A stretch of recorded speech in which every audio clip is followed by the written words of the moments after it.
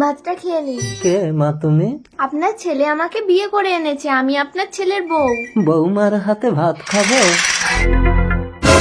কনা তুই মর এবার। ওই ভাত খাবেন না বাবু। কেন খাবে না? ডাক্তার বাবুকে খিচুড়ি খেতে বলেছে, আমি এক্ষুনি বানিয়ে আনছি। এই চাকরানির মতো থাকবি, দে ভাতের থালা দে। হাত ফসকে পড়ে গেছে বৌদিমণি। তোর এত বড় সাহস, তুই ভাতের থালা ফেলে দিলি আসুক আজকের বাড়িতে, তোকে তাড়ানোর ব্যবস্থা করছি। কি হয়েছে রে মায়া? বৌদিমণি আপনার ভাতে বিষ মিশিয়ে দিয়েছিল, সেই জন্য আমি আপনাকে খেতে দেইনি বাবু।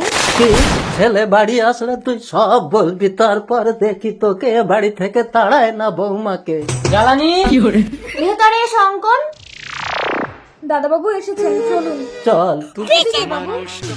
বিষ মাখানো ভাতটা ফেলে দিল চাকরানি। ও জ্বালানি, তুমি কি চাকরানির সামনে ভাতে বিষ ঢেলেছিলে? তার মানে আমার ছেলে আমাকে বিষ খাওয়াতে বলেছে। অঙ্কন, আগে ওই চাকরানিটাকে বাড়ি থেকে তাড়াও, না হলে কিন্তু তোমার বাবাকে আমি মারতে পারবো না, বলে দিচ্ছি। হ্যাঁ, আসলে জ্বালানি, অন্ধ মানুষের সিগনেচারের কোনো মূল্য নেই, তাই বাবা না মরলে বাবার প্রপার্টি আমি পাবো না। ঠিক আছে দাঁড়াও, আমি দেখছি। বাবা কোথায় গেল? বাবা, জ্বালানি জ্বালানি, মনে হয় ওই চাকরানিটা আমার বাবাকে নিয়ে পালিয়ে গেছে। তার মানে ওরা আমাদের সব কথা শুনে নিয়েছে। আপনি অঙ্কন বোস, আপনার বাবা সমস্ত প্রপার্টি অনাথ আশ্রমে দান করে দিয়েছে, বাড়ি থেকে বেরিয়ে যান। এই তাহলে আমরা কোথায় যাব? কোথায় যাবো? অনাথ আশ্রমে?